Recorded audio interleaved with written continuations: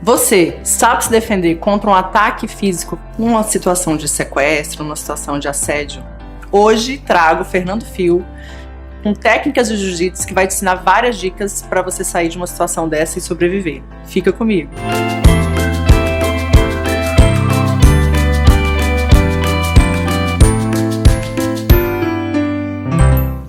Olá! Nossa entrevistada de hoje é brasileiro, faixa preta de jiu-jitsu e já lutou 10 anos MMA pela America Top Team. O nome dele é Fernando Fio.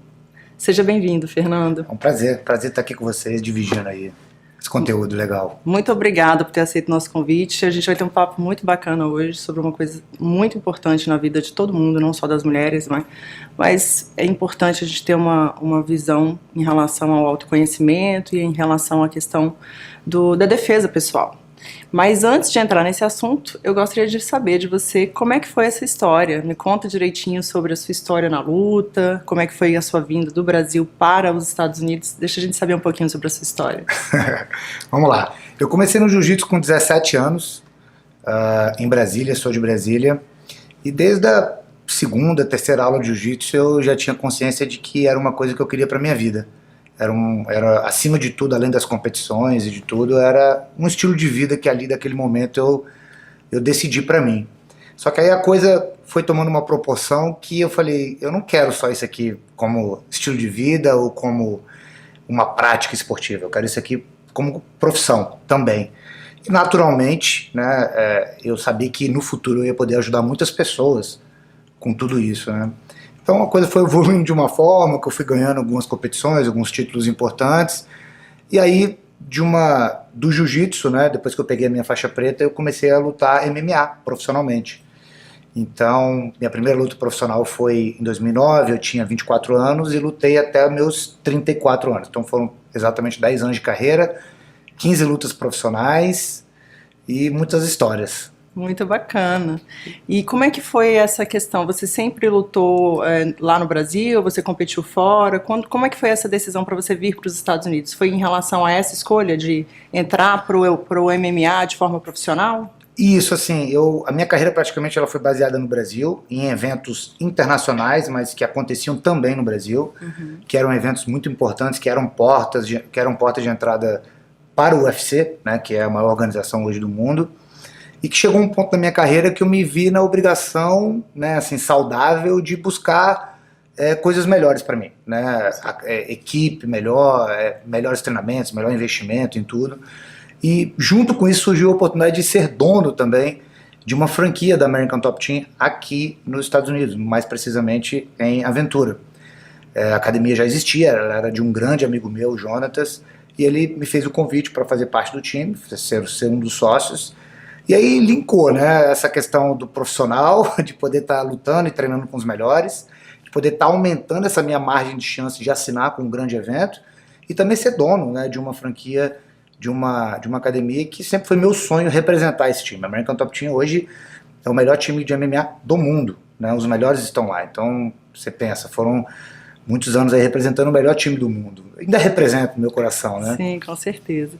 E aí depois você se aposentou depois desses 10 anos e você passou a trabalhar ainda nessa área, mas de uma forma bem diferente. Conta um pouquinho pra gente como é que foi esse processo e como é que você está atuando agora aqui nos Estados Unidos. Eu fiz educação física, né? Me formei em educação física no Brasil na época. Então, assim, paralelamente à minha carreira de lutador, eu sempre também pude conciliar muito bem com a minha carreira de educador físico. Então, por quê? Porque eu sabia que, junto com a luta, essa minha carreira ela só ia agregar. Uma coisa agregava a outra. Porque eu tenho, assim, Liliane, uma frase muito forte dentro de mim, que é o seguinte, guardadas as devidas proporções, né? Você quer ser milionário? Ajude e faça a diferença na vida de 1 milhão de pessoas. É isso aí, olha. Essa é a melhor forma que a gente tem de realmente fazer valer o dinheiro que a gente vai ganhar e o retorno do nosso trabalho, né? Então, o que eu queria para mim, desde o início, era fazer com que a luta não fosse só uma coisa voltada para a competição, mas que quando eu acabasse essa minha fase de competição, eu falava, cara, agora o foco é ajudar. Eu quero passar isso para as pessoas, eu quero empoderar as pessoas, seja homem, seja mulher, seja o que for, eu quero fazer com que isso fique enraizado dentro das pessoas, como ficou enraizado para mim, né? Então me formei, fiz muito curso, me especializei em treinamento de força, de emagrecimento, condicionamento, e quando eu aposentei eu falei assim, e agora? Como é que eu vou linkar tudo isso e criar os meus produtos e criar uma forma de ajudar as pessoas, né? Então é onde que entrou a luta, no caso da defesa pessoal pelas mulheres, é onde entra também a parte da educação física para as pessoas que buscam, né, autoestima, emagrecimento, tudo isso linkado, né? Muito bacana. E essa parte da mentoria em fitness, como é que ela funciona? Explica pra gente um pouquinho. Você tem um canal online para que as pessoas possam te contratar, para que você seja um mentor fitness dela. É isso? Isso, porque hoje a gente vive uma era de mentoria, né? E isso é muito legal, porque eu, por exemplo, particularmente, eu tenho 2 mentores. Eu tenho um mentor que ele me ajuda na questão do meu business, né, de fazer alavancar o meu negócio, e eu tenho um mentor de desenvolvimento pessoal, né? Então, assim, da mesma forma que eu preciso de um mentor, você precisa, ele precisa, todos nós precisamos, né? Então, cara, como que eu posso pegar toda essa minha experiência, tanto cientificamente, né, no banco de universidade, quanto na prática como atleta profissional, e se tornar um mentor para as pessoas? Porque eu me cheguei a um ponto da minha carreira que hoje eu tenho credibilidade e experiência para ser isso. Então hoje a gente, porque o fato da mentoria, né, ser mentor está na moda, né? E aí você vê pessoas com 17 anos, 18 anos, 20 anos, não, eu sou mentor. Mas o que você construiu? O que foi feito, né? Qual é a sua história para você passar essa mentoria, né? É importante você tocar nesse ponto, porque tem a questão da responsabilidade civil em relação ao que você oferece, não é? A internet não é um campo sem lei.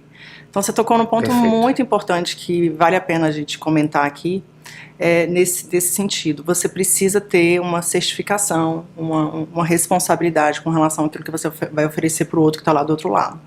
E com relação à mentoria, eu gostaria de comentar, e que eu acho muito interessante essa questão de você falar que todas as pessoas precisam de um mentor, porque eu realmente concordo com isso. Porque o mentor é aquela pessoa que tem uma experiência, uma expertise numa área muito especializada, da qual você não é especialista. E que você, para às vezes colocar no mercado um produto, você precisa de alguém um pouco mais experiente, que tem uma expertise, uma matéria específica que precisa complementar o seu profissional em algum momento, em alguma situação. E não só o profissional, mas o pessoal.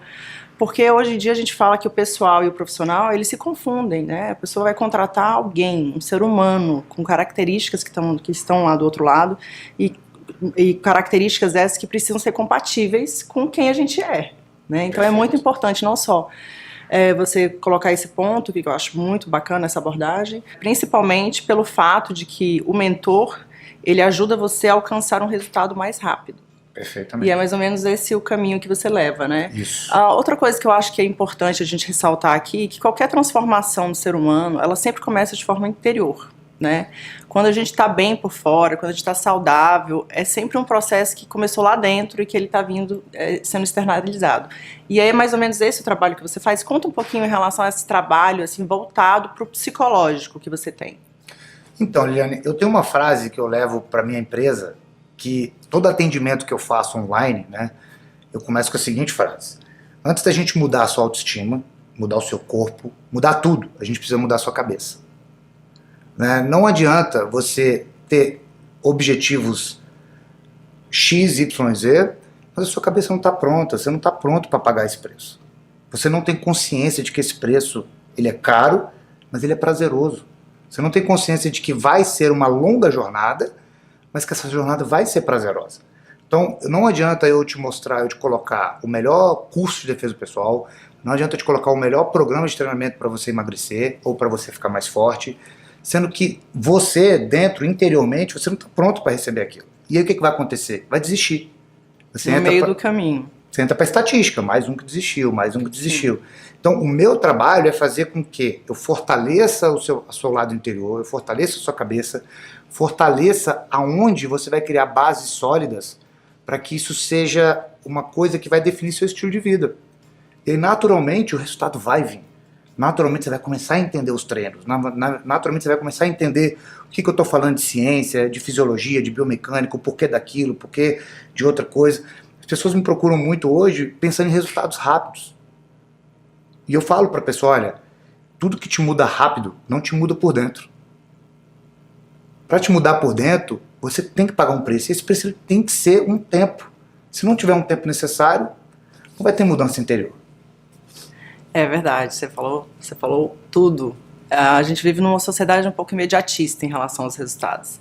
E a natureza, ela tá aí para mostrar pra gente que tudo tem um tempo. Tempo de plantar, tempo de crescer, tempo de colher. E é mais ou menos isso que a gente tem que refletir em relação a todas as mudanças que a gente faz na vida. Agora eu queria que você falasse pra gente um pouquinho em relação a qual técnica do jiu-jitsu, assim, qual que é exatamente a técnica que você acha que a arte marcial ajuda em relação a essa questão do autoconhecimento, em relação ao conhecimento dos limites da pessoa. Você pode colocar um pouquinho pra gente assim, o que o jiu-jitsu ou as técnicas do jiu-jitsu te ajudaram para que você pudesse ter um autocontrole, não, como é que começa aqui na sua mente em relação aos bullying nas escolas, sim, em relação às provocações não só de crianças, adolescentes, mas às vezes até adulto. Perde às vezes o pavio muito rápido. E o que tem de técnica do jiu-jitsu que vai ajudar, que vai contribuir a pessoa a ter um autocontrole em relação a esses fatos que eu mencionei? Então, Liane, eu acho que o autocontrole ele vem de dois fatores, tá? O primeiro fator é você ter consciência da eficiência da arma que você tem na mão, né? Eu sou considerado uma arma branca. Se eu agredir alguém aqui nos Estados Unidos ou qualquer lugar do mundo, eu respondo por isso, né? Como se eu tivesse uma arma. Então é por isso que a gente chama arma branca. Então, o jiu-jitsu eu sei o tanto que é eficiente como defesa pessoal. Eu sei disso, eu tenho consciência disso. Pelo fato de ter consciência disso, eu já sei que eu sou superior àquela pessoa que está me atacando, ou àquela pessoa que quer algum tipo de confusão. Eu tenho consciência, eu olho e falo, cara, tá tudo certo. Porque eu tenho essa consciência do que o que eu tenho como arma na mão, se algo acontecer, eu sei me defender e voltar para casa salvo, tá? Agora existe um outro lado também, que é o ambiente onde você está envolvido com o jiu-jitsu.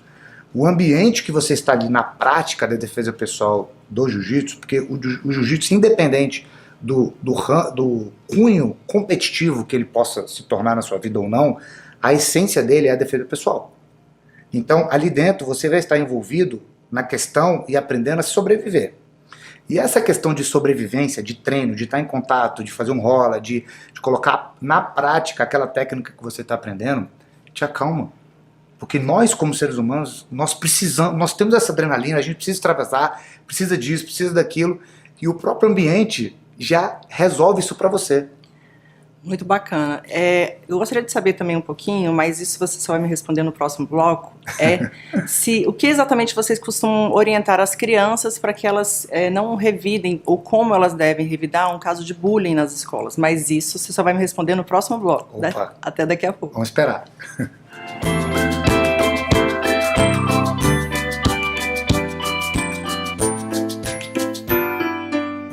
Olá, estamos de volta com Fernando Fio e nós estávamos conversando sobre bullying nas escolas. Então, Fernando, conta pra gente qual seria a dica que você poderia dar para os pais que estão lá do outro lado quando ele chega com o filho, né, em casa e ele divide com o pai que passou algum momento muito difícil na escola, que algum garoto ou alguma pessoa chamou ele de algum nome pejorativo, que ele às vezes chorou, se sentiu mal, e às vezes a criança ela se sente mal porque ela não sabe como reagir, ela não sabe se ela revida o comentário, se ela usa da força física, se ela fala com os pais, se ela fala com a diretoria. Então a criança costuma entrar nesse conflito.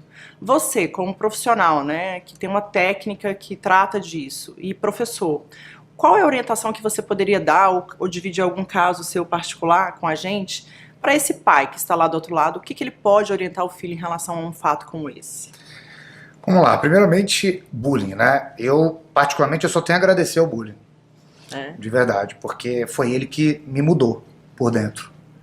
Porque até quando eu ia ficar sendo zoado na escola, sacaneado na escola, né? Eu acho que o bullying me ensinou a revidar saudavelmente, a me defender, a me dar valor, né? Porque desde que nós somos seres humanos, o bullying sempre existiu e sempre vai existir. Agora a única questão existe um limite aceitável até onde eu, né, por respeito, eu posso ir até um ponto.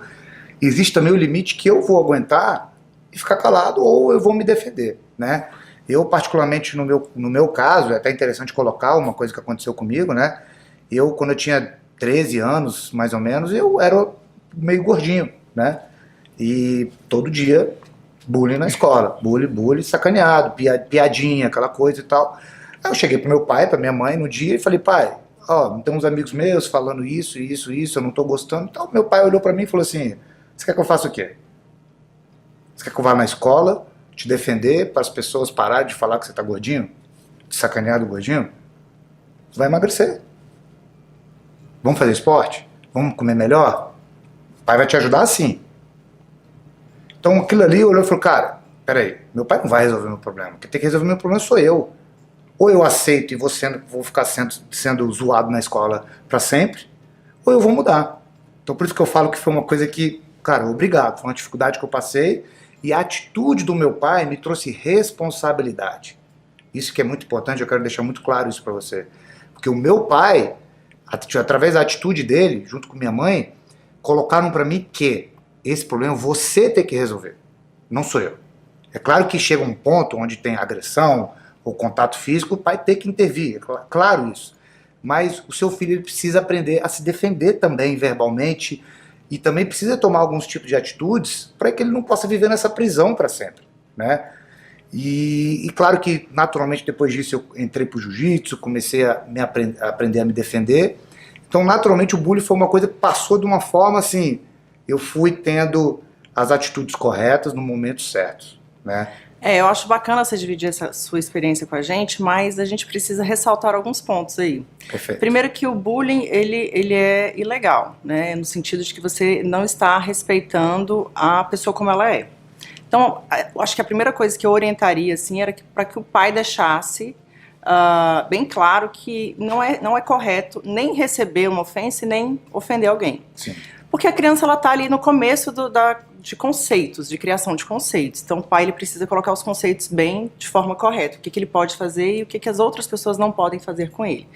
Mas, além disso, a gente tem um outro fator aí, que eu ressaltaria, que essa questão do limite, ela é muito individual. Sim. Porque às vezes você tem um controle tão grande sobre quem você é tão feliz com quem você é, que independentemente do que as pessoas te falem pra você o que você é ou deixa de ser, não vai mudar a sua opinião. Mas geralmente, tanto o adulto quanto a criança, ela não tem essa definição sobre quem ela é ainda muito certa. Né? E isso é uma construção que vai com o tempo. Então é por isso que a gente tem que ter muito cuidado. E é por isso que é importante o seu pai ter essa atitude. Por quê? Eu colocaria o viés, a minha interpretação desse assunto, desse fato que você contou pra gente, que você dividiu com a gente, e que eu me coloco muito no lugar de mãe e de pai ali do outro lado, é no sentido assim, talvez eu não consiga mudar o filho de uma outra pessoa. Eu não consigo falar para ele, né, ali na escola, ainda que ele tenha uma punição ali administrativa, tenha uma suspensão, eu não vou conseguir efetivamente mudar quem ele é, eu não vou poder educar aquela outra criança. Então o pai, ele tem que educar quem? O filho dele. Então ele pode mudar o filho dele. Como que ele pode mudar a cabeça do filho dele para quando receber uma ofensa daquela, reagir? No sentido de deixar bem claro, ter coragem para falar, olha, eu não gostei da sua brincadeira. Eu realmente gostaria que você parasse, porque se você não parar, eu vou tomar providências no sentido de avisar a direção. Entendeu? Então seria a primeira coisa, porque você tem que deixar claro, em qualquer situação, de trabalho, de escola, eu acho que qualquer situação que na vida que nós tenhamos, a gente tem que colocar muito claro quais são os nossos limites. Só que a gente não pode imaginar que a outra pessoa sabe quais são eles. Porque, como eu falei antes, eu acho que isso é muito subjetivo. Exato. Né? O que às vezes te ofende pode não me ofender. Exato. Seja uma coisa que pra mim pegou tudo bem, não me causou nenhum mal, né? Exato. Então é interessante a gente sempre deixar claro aquilo que a gente gosta, mas também deixar claro aquilo que a gente não gosta. Você tocou num ponto importante, porque você falou da pessoa própria colocar o próprio limite, né? Exatamente. Então essa comunicação, isso é muito importante. Falar, ó, deu, né, até aqui eu não quero mais, porque senão eu vou tomar providência. Isso é muito importante, né? E aí a gente entra num assunto também que eu gostaria muito de ter a sua experiência aqui dividida com a gente, que é em relação à questão do assédio, né? Não só no jiu-jitsu, em qualquer arte marcial, em qualquer academia, onde a mulher especificamente, ela fica mais exposta fisicamente e que às vezes muitas pessoas podem confundir isso com, às vezes, tá afim daquela pessoa, ou, né, o famoso tá dando mole, né, no linguajar bem popular. E esse é um conceito que a gente precisa trabalhar muito bem, né, nas academias, em lugares onde as pessoas estão fazendo atividade física. E eu acho que a gente tem que deixar claro que a mulher ela tem esse direito de usar a roupa que ela quer na academia e às vezes não está totalmente coberta e mesmo assim ser respeitada e não ter do outro lado uma impressão de que ela está querendo outra coisa se não estar daquele jeito, malhando daquele jeito e só isso, e tá tudo bem, entendeu? Exato. Queria saber um pouquinho o que você acha sobre isso, como é que você pode assim, orientar os homens lá do outro lado em relação às posturas, na hora de falar, na hora de ver, como é que é a sua visão? Eu queria que você dividisse um pouquinho alguma experiência que você tenha tido nesse sentido.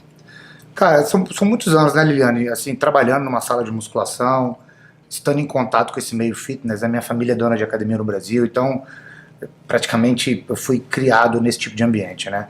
Eu acho que a coisa mais importante que a gente tem hoje no mundo, assim, que a gente tem que valorizar é a sua liberdade. Liberdade de se expressar. E existem várias formas de você se expressar. Você pode se expressar falando, você pode se expressar com a sua roupa, né? A roupa que você usa te diz a forma que você quer se expressar, né?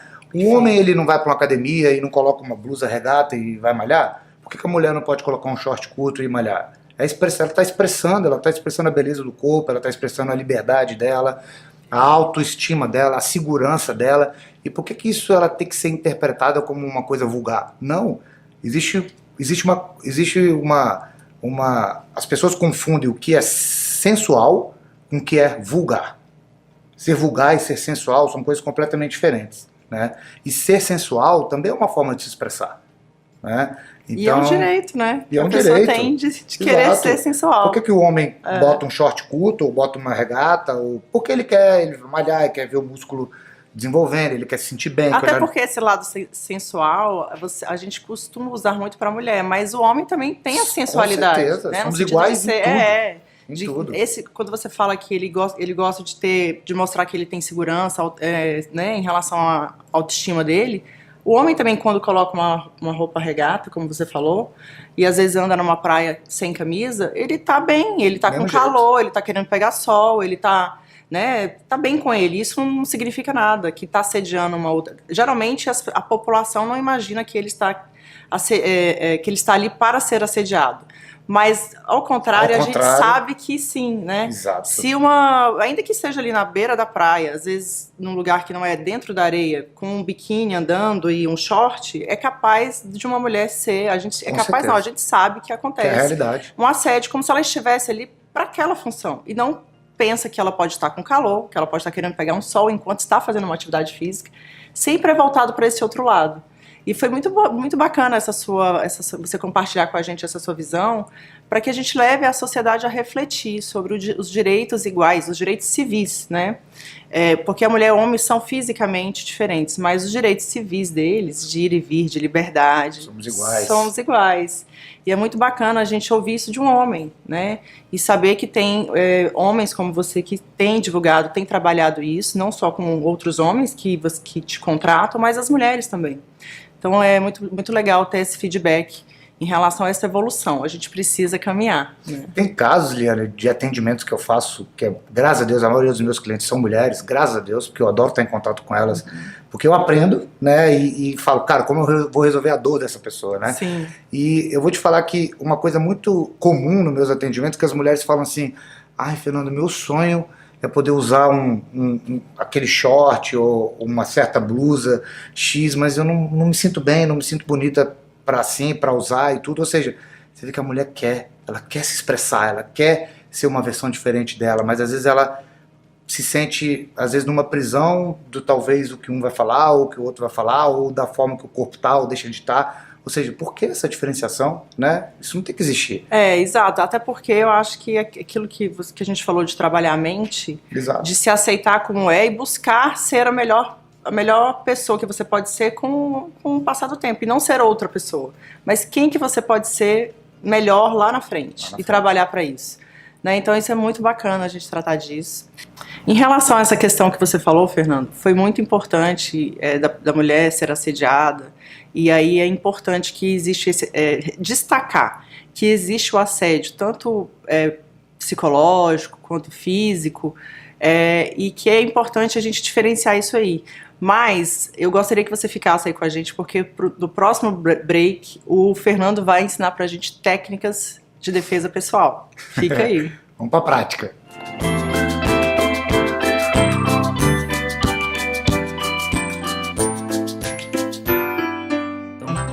Olá! Voltamos no nosso último bloco e agora a gente vai ter dicas práticas com o Fernando Fio. Então, Fernando, queria que você mostrasse pra gente um pouquinho em relação a essa questão do assédio físico mesmo, né, que a mulher pode sofrer. Tem várias situações até de crimes, como o tráfico, onde você é raptada e a pessoa te agarra, ou então até a questão de estupro, onde a pessoa usa muito o cabelo da mulher para poder pegar e puxar. Então eu gostaria que você desse algumas dicas para situações essas que a gente às vezes não tem ideia como fazer para sair dela por alguns segundos para tentar ter alguma chance de sobrevivência. Que a gente sabe que segundos numa situação de ataque fazem toda a diferença em relação a você sobreviver e pedir uma ajuda ou sair correndo, coisas do tipo. Então eu gostaria que você falasse um pouquinho pra gente sobre isso nesse último bloco e desse algumas dicas explicando qual vai ser a primeira que você vai ensinar pra gente. Perfeito. Acho que a primeira, pessoal, é uma coisa bem teórica, tá? O próprio nome diz, né? Uma coisa que a gente aprende muito na luta, que vem da defesa pessoal, que é a questão da antecipação. O melhor golpe, a melhor coisa que você pode fazer é antecipar uma situação.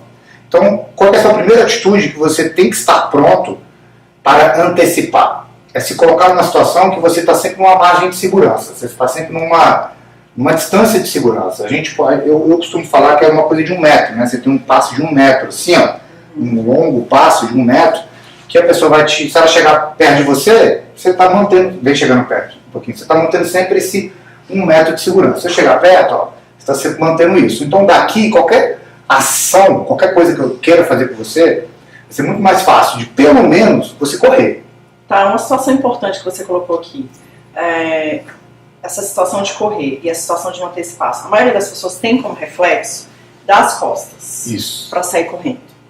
Isso é uma questão assim, que é assim, o primeiro reflexo da pessoa que está com perigo é de dar as costas pro agressor. E eu gostaria que você falasse o que isso representa, porque eu, como sou também amante da filosofia de jiu-jitsu, né, eu pratico, e essa foi a primeira coisa assim, que me chamou a atenção quando eu comecei a aprender, que eu não sabia, eu não tinha ideia, eu nunca tinha parado para refletir que realmente é a nossa reação básica, aquilo que todo mundo faz, homem, mulher, criança, quando está numa situação de perigo é dar as costas para tentar correr, e que na verdade é uma orientação do jiu-jitsu é contrário a isso, né? Então você falou dessa questão de você manter o espaçamento, mas sempre de frente. E aí se você tentar, se a pessoa está vindo para você e está aumentando a velocidade, você vai aumentando até ganhar uma distância maior e você conseguir correr. Ou então você saber o que vai antecipar, porque quando você está de frente para ela, você falou uma coisa muito, muito importante, de você conseguir antecipar. Quando você está de costas, você não sabe o que ela vai fazer, se ela vai ter uma arma, se ela vai pegar o seu cabelo, se ela vai pegar o seu braço, se ela vai te chutar, você não sabe qual é a primeira reação dela. E você não tem como se defender. De frente, você consegue analisar os sinais corporais e saber se ela vai só correr, se ela vai te atacar aqui em cima, embaixo, e aí você consegue ir andando de costas, correndo. Até para correr, você precisa ter segurança. E como é que a gente cria essa segurança para eu poder correr? Mantendo essa distância. Peraí, o que você quer, o que você quer, vai chegar um ponto que você vai entender tudo o que está acontecendo e falar que eu posso correr. Sim. Ou não, cara, eu não consigo nem correr ainda, eu preciso já estar pronto para me defender de alguma outra forma. Mas sempre nessa distância de segurança. Até para correr, você tem que ter a técnica, né? É verdade, até para correr. Não, e saber se tem que ficar de frente, se tem que ficar, se dar as costas, e para poder você realmente se defender. Foi muito interessante essa dica que você deu. E qual seria, assim, o próximo passo? Assim? Vamos colocar algumas situações, assim, bem cotidianas, assim, que eu acho que pega a realidade da grande maioria das pessoas que já passaram por isso, né? São coisas básicas, né? Então, por exemplo, se alguém segurar no seu pulso, né? Então, eu estou aqui, eu segurei no seu pulso, né? Com as duas mãos é sempre mais difícil sair. Às vezes você está numa situação, por exemplo, num show, alguma coisa, aí tá indo no banheiro, aí às vezes alguém te agarra pelo braço. Como é que faz pra... Então, por exemplo, você vai me agarrar aqui pelo braço, primeiro. Então eu vou agarrar aqui no pulso da pessoa. Isso. Eu vou sempre girar o meu punho, pessoal, pro lado, vamos só girar a pegada aqui, ó. Vocês estão vendo aqui, ó. Isso aqui é o lado mais fácil, vamos dizer assim, entre aspas, que tem da minha mão sair. Então eu preciso criar uma alavanca para esse lado. Então eu estou aqui, então eu vou girar o meu pulso. Ó. A partir do momento que eu giro o pulso, olha como é que naturalmente ele já sai. Tá? Eu não preciso nem fazer força. É claro que na hora da sobrevivência você vai precisar de um pouco de força, mas é 70% alavanca e 30% força. Então eu giro, na hora que eu percebi que está começando a sair, eu tiro. Então a gente está numa situação aqui, eu sou a mulher, seu homem, você veio agressivamente para cima de mim, pegou no meu braço, não entendi, o que você quer? O que está acontecendo? Eu não vou deixar nem você se acomodar. Na hora que eu perceber, ó, eu já estou fazendo. Gira e já puxa para cima. Isso é antecipação, porque se eu deixar você se acomodar demais, eu seguro com a outra mão, já seguro com a outra mão. Ser rápido. Aí já tem que fazer outra técnica, fica mais difícil ainda sair, principalmente pela diferença de força do homem para a mulher. Então, vamos de novo, entrei, não vou nem deixar você se acomodar. Ó. Vou fazer em você. Ó. E eu não precisei nem sair do lugar. Nada, você não precisa nem sair do lugar. Nem para trás. E essa situação de não sair para trás, de você estar aqui, também você emprega uma questão emocional, né, assim, psicológica naquela pessoa que está te agredindo de alguma forma, ou fazendo alguma coisa que você não queira. Porque ali ele já entende que, opa, ela vai reagir, tem um limite. Aí ele acaba dando um momento para reflexão, para parar e não continuar. Perfeito. Porque você está ali encarando, de certa forma, mas sem questão física, né, uma questão de Exato. Simplesmente se impor. E acredita, eu estou colocando uma certa quantidade de força aqui. Você está percebendo, a sua mão está um pouco vermelha. Exatamente. Porque a gente precisa colocar um pouco de realidade. Então, na hora que eu boto uma força, vê como é que você sai? Você sai. Porque ele só teria esses 2 dedos para segurar. Para segurar. Chega uma hora que eu só tiro. Muito interessante, muito interessante. E outra situação, uma próxima situação, é a questão do cabelo. Né? Então, por exemplo, a pessoa, imagina, você pegou no meu cabelo aqui, você quer me controlar pelo cabelo. Então, o que eu vou fazer? Uma mão vem no seu pulso, tá? Eu preciso ter uma pegada bem fina aqui no seu pulso, e a minha outra mão, ela vem no seu cotovelo. Então eu preciso dar esse tranco aqui, ó. É muito importante isso, tá, pessoal? Isso aqui, ó. Se a mulher não fizer isso aqui, o homem não vai se sentir ameaçado. Entenda. Realmente dói bastante, que parece que vai quebrar o braço quando você faz isso. É uma espécie de chave de braço, né? Então, quando a pessoa pega, eu preciso desse tranco aqui, ó, e eu saio. Mesma coisa, você não vai deixar a pessoa se acomodar. Você já, pela certa segurança que você colocou da distância, você já sabe de tudo que ela pode fazer. Você está treinada para isso. Então ela veio pegar no meu cabelo, você está vendo? Eu não deixei você se acomodar, eu antecipei a situação. Eu já sei que esse movimento é de pegar no meu cabelo. Então você veio, eu já fiz isso, eu te controlei. Então você vai fazer agora. Muito bacana. Tá? Então eu vim pegar no seu cabelo. Na hora que você sentiu a mão chegando no seu cabelo, ó, essa mão vem primeiro e essa vem para cima. Dá o tranco para cima. Com vontade. Tá? De novo, ó, na hora que eu vier pegar, opa, eu tiro minha mão. E isso ela está me mostrando também poder. Porque eu estou olhando e falando, cara, peraí. O que mais que essa mulher tem para me mostrar? Né? É verdade. Uma terceira situação é a situação do... Né, quando a pessoa te pega por trás. Né? Então, isso é importante até colocar... Já fui as costas para você, tá vendo? Errado. Por exemplo, sequestros de forma geral, eles geralmente eles são feitos onde o carro está passando, a vítima está andando e ele pega a pessoa por trás de uma forma inesperada. E é exatamente uma situação dessa que você precisa de alguns segundos para se livrar, porque segundos realmente faz toda a diferença em uma mulher que está sendo traficada, um adolescente que está sendo traficado, qualquer pessoa, um homem, não importa. Uma situação de que você, quando é agarrado por trás, você tem que saber a reação ali de alguns segundos para você se livrar e ter chance de sobreviver. Perfeito. Então, a gente podia demonstrar. Eu vou fingir que eu sou a sequestradora, tá? Então, você veio, né, você me abraçou, né? Então, lembrando, pessoal, antecipação, tá? Se eu deixar, faz uma pegada assim, olha, deixa eu te mostrar, faz uma pegada assim. Que é mais forte. Uma pegada mais forte, tá? Eu tô contando que, na pior das situações, tá, pessoal? Então... eu não posso deixar ela se acomodar demais aqui. Na hora que ela vier de novo, vem de novo, Liliane, faz de novo. Na hora que ela vier de novo, eu já sei o que está acontecendo. Então, a primeira coisa então seria você vir abrir a sua guarda, o seu isso, eu dou um passo, base. Eu dou um passo para o lado para te deixar desconfortável já. É porque eu perco a circunferência do abraço. Isso, tudo já fica mais difícil para você. Sim. Né? Então você veio, né? Então vem ela me abraçou, eu dou um passo para o lado. Eu já me desequilibro um pouco, já fica difícil eu manter a segurança aqui. Isso, agora essa minha perna que ficou, tá? Eu vou passar ela para trás de você, ó. Pum. Aqui eu já me desequilibro. Isso, agora continua me segurando, só pra gente colocar me segurando aqui. O que acontece? Eu não preciso nem cair com ela. Só eu jogando meu quadril pra frente, isso aqui vai sair, ó, porque ela precisa tirar, ó, senão ela vai cair. Eu vou cair. Tá? Então de novo. A gente vai fazer um movimento agora único para vocês verem realmente como desequilibra. Isso, então abraçou, entrei, ó. Ela vai cair. Aqui eu preciso trazer essa perna pra frente pra poder não cair. A gente não vai fazer mesmo na prática pra não ter necessidade dela cair, mas você sentiu isso, né? Faz você agora. Tá, tô aqui. Coloquei, ela deu um passo. Opa! Ó, eu já me desequilibrei. Eu já abro pra frente. E aí, assim, aqui, depois que ele abre, porque ele vai ter que tentar se equilibrar, é o momento que você vai ter para você fugir. Exato. Não seria isso? Perfeito, é isso mesmo. É isso mesmo. Muito obrigada. Tem aquele da foto, né? Tem, nossa, ele falou, o Ray estava comentando que eu nunca tinha parado para pensar. Provavelmente você que está aí do outro lado também não.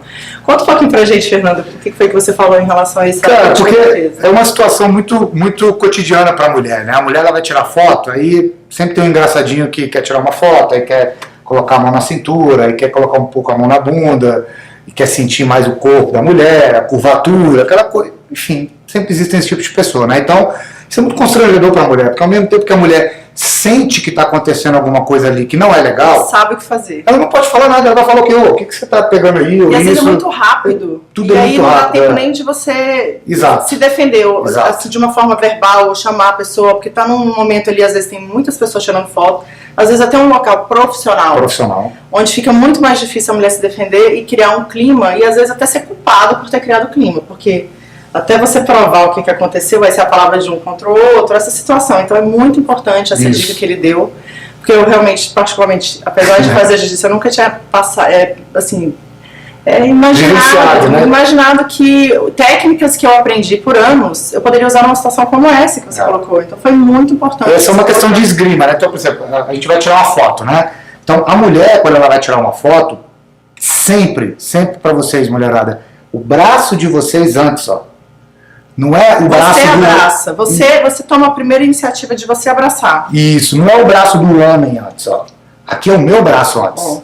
É o braço dela antes. Aí o que acontece? Porque se ele tá aqui, ele pode fazer o que ele quiser. Eu posso baixar minha mão tanto que eu quiser. Eu não consigo com essa mão impedir. Se a gente mudar de posição, ó, daqui eu tô livre, ó, para fazer o que eu quiser. Agora, se o braço dela vier antes, se o seu braço estiver antes, se eu quiser fazer alguma coisa, ó, ela controla. E a foto está acontecendo aqui de frente. Vamos virar de frente aqui para cá agora. Então, ó, se eu estou aqui, a gente está tirando uma foto. Ó, se eu quiser baixar minha mão, ó, ela está sentindo que eu estou baixando minha mão. Está aqui, ó. Ninguém vai nem perceber. O próprio cara vai ficar totalmente constrangido sem precisar falar nada. Não, e a outra questão é que se você não conseguiu se antecipar, né, Fernando? Então, vamos supor, tá todo mundo se reunir, vamos tirar aqui uma foto todo mundo. Se você não conseguiu antecipar, você pode simplesmente fazer esse movimento aqui, ó. E você vai tomar posição. A gente chama isso de esgrima, né? Que é uma questão de esgrima que a gente usa muito para o no-gi, né? Isso. Primeira aula de jiu-jitsu você aprende a esgrimar. É a primeira técnica, praticamente. Nossa, Fernando, muito obrigada. Achei muito importante todas as dicas que você compartilhou com a gente. Eu acho que vai ser muito útil para todas as pessoas que estão aí do outro lado, independentemente da idade. Você ter um mínimo de conhecimento na questão da autodefesa é importante. A gente não sabe o que pode acontecer e a gente tem que estar preparado, porque se eventualmente acontecer, você tem que saber o que fazer minimamente para poder sobreviver. É isso. Muito obrigada. Pessoal, isso foi só uma coisa muito básica, tá? Até para despertar o interesse de vocês de poder buscarem ajuda. Busquem ajuda, mas enfim, vulneráveis, né? A gente não está, a gente é vulnerável. Vocês são vulneráveis. Definido, inclusive, pela ONU. Perfeito. A Organização das Nações Unidas definiu que a mulher, ela é vulnerável. Simplesmente pelo fato de ser mulher. Então, pelo fato de vocês serem vulneráveis, vocês têm a obrigação, gostando ou não, de aprender a se defender. Porque isso é uma coisa sua. Você nasceu vulnerável. Então, como é que você vai defender essa sua vulnerabilidade? Se tornando uma pessoa que sabe se defender. Então, isso aqui foi coisas muito básicas, foi o básico do básico, só uma introdução. Tem tantas coisas que a gente pode estar trabalhando, só para despertar o interesse de vocês, falar, cara, como eu não sei nada, e como eu numa situação de totalmente vulnerabilidade, eu vou estar completamente entregue. Vou aproveitar o gancho em relação à questão da vulnerabilidade para dizer que você pode ser vulnerável, mas não necessariamente fraco. Perfeito. São coisas bem diferentes. É isso. Até mais, até o próximo programa. Obrigada pela presença de vocês.